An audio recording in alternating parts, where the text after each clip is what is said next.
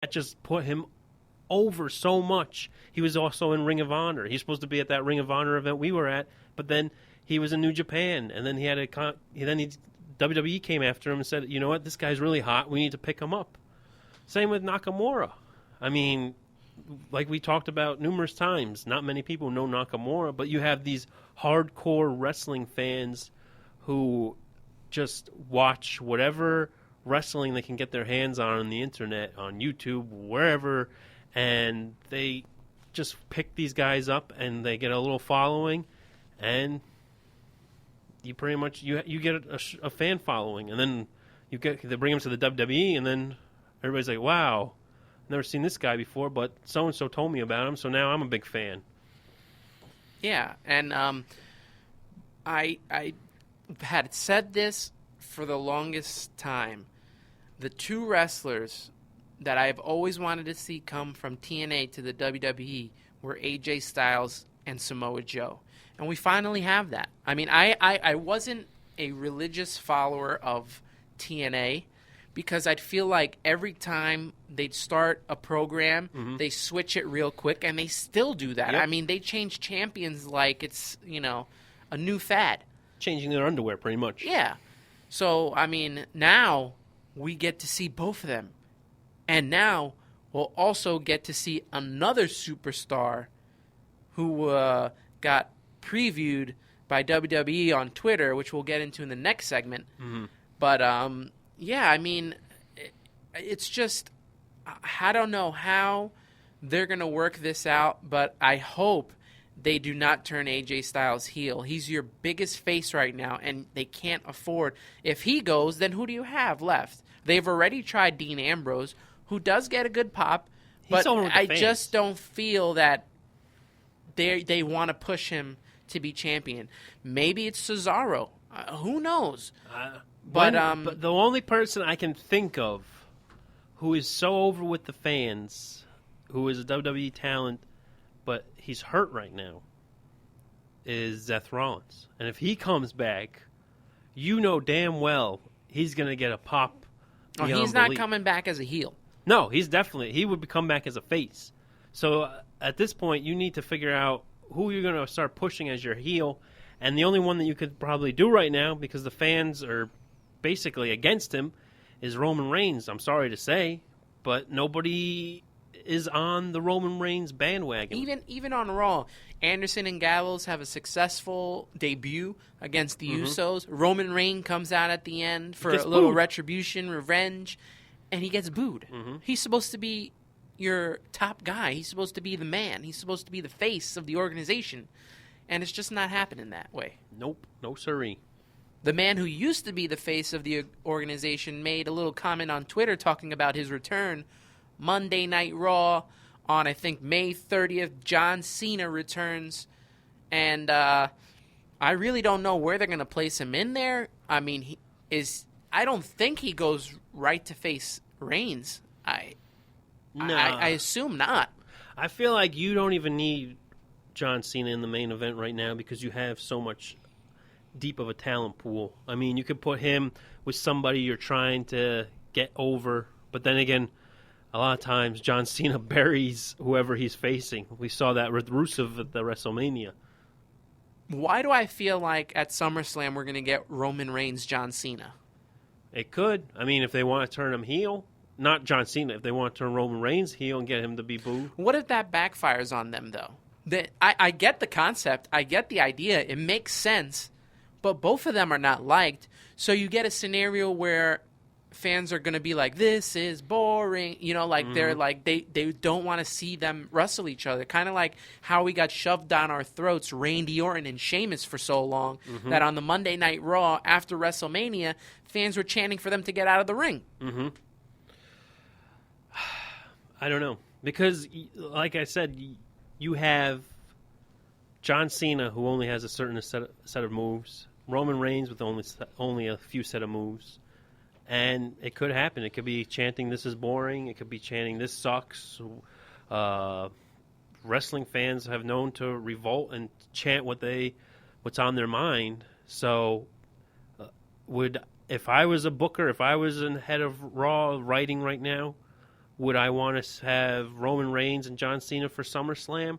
Or would I want to have maybe AJ Styles versus, I don't know, Sami Zayn versus maybe Kevin Owens in the main event? That's what... Yeah, but who's champion? You're going to take the title off for Roman Reigns before SummerSlam? No, I'm just talking out in the open, just talking... No, I think this is AJ Styles' main event time for now. And then they're going to fade him away for a little bit. See, maybe he'll come back. I hope not, because I think he's main event status now. He's so hot. He's, like you said, selling merchandise. Why not jump on this bandwagon and strike while the iron's hot, as they say? Because we thought Cesaro was money coming out of WrestleMania 30, well, and they kind of threw him under the bus. But he got hurt? No, I'm talking about coming out of WrestleMania 30 when he won the Battle Royal. Okay, yeah, that's true. They kind of just stopped that real quick. Yeah, but that's the same thing. I mean, so Corbin, do you think he's going to get stopped fully? I mean, he's taking on Ziggler. But Corbin's in it. Corbin's not thrusted right into the WWE title picture. That's true. They're building him up. AJ Styles got thrown right into, and probably deservedly so, got put right into the championship picture, but you put him in there as soon as Roman Reigns is champion. You're not doing it as he's, been champion for a while. So we all know Roman Reigns is not losing the title. The only thing I can get out of this, as I just thought of this now as you're talking, is go back to Royal Rumble when AJ Styles debuted. And we talked about this, how aggravated we were. They were cutting back to Roman Reigns, looking confused and looking kind of upset, like, why is this guy here?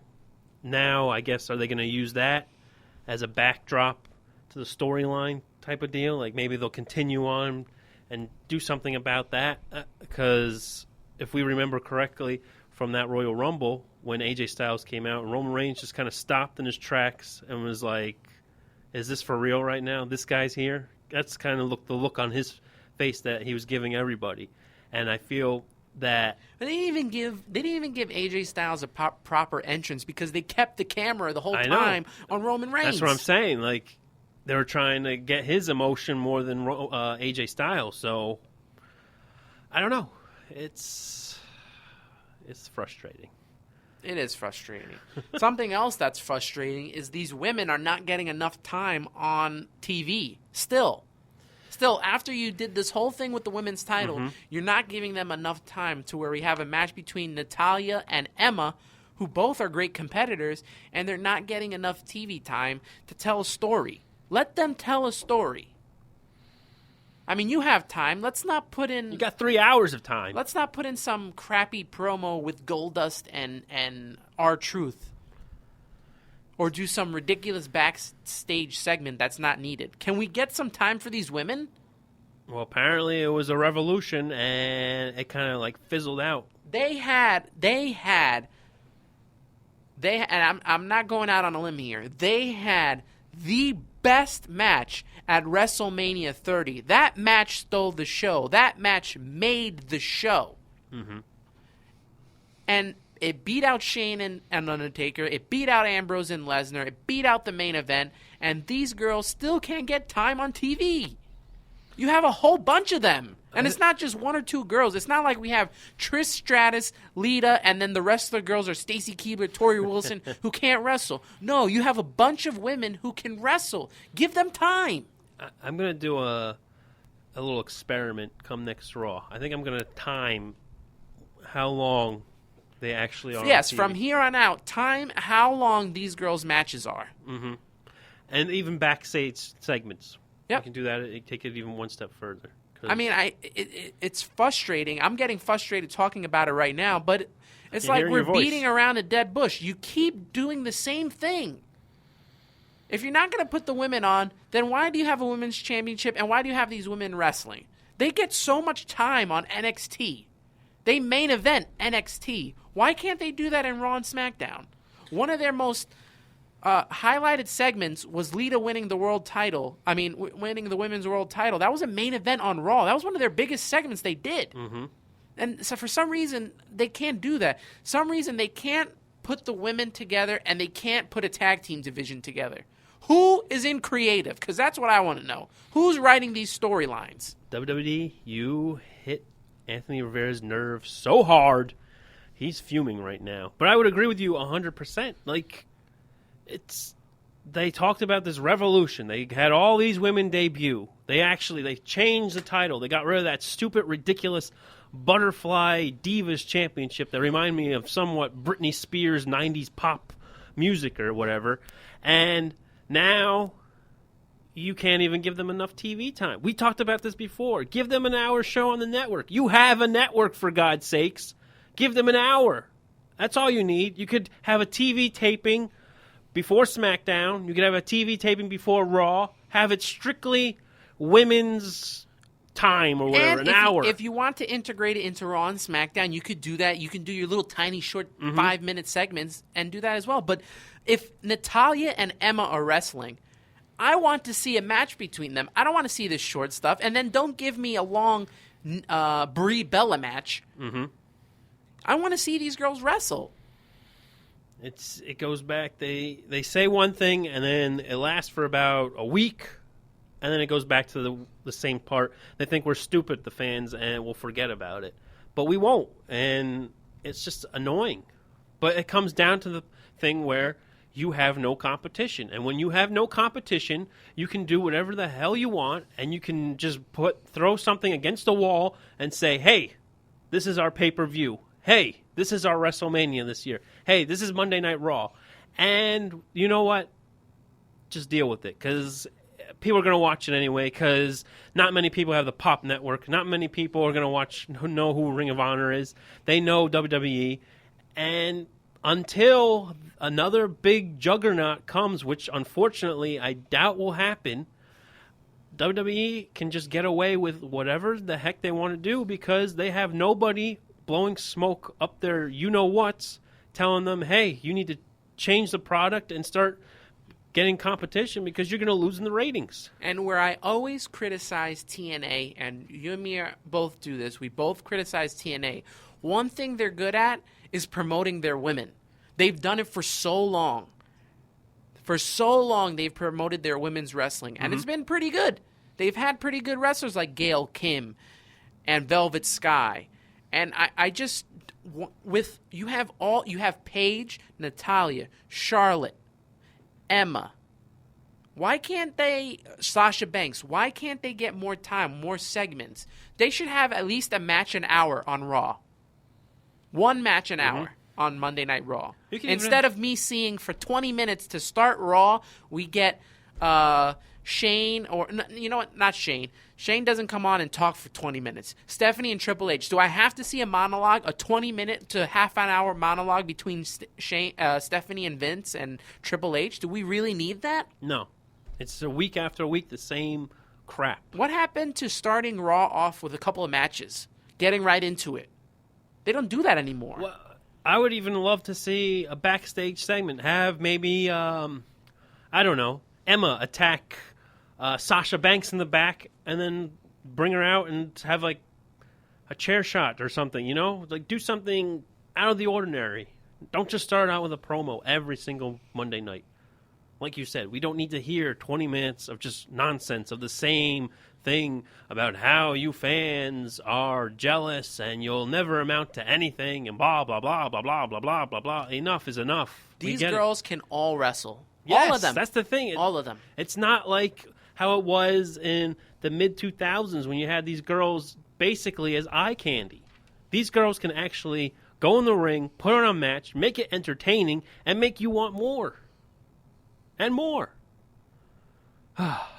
That's I think we need a break.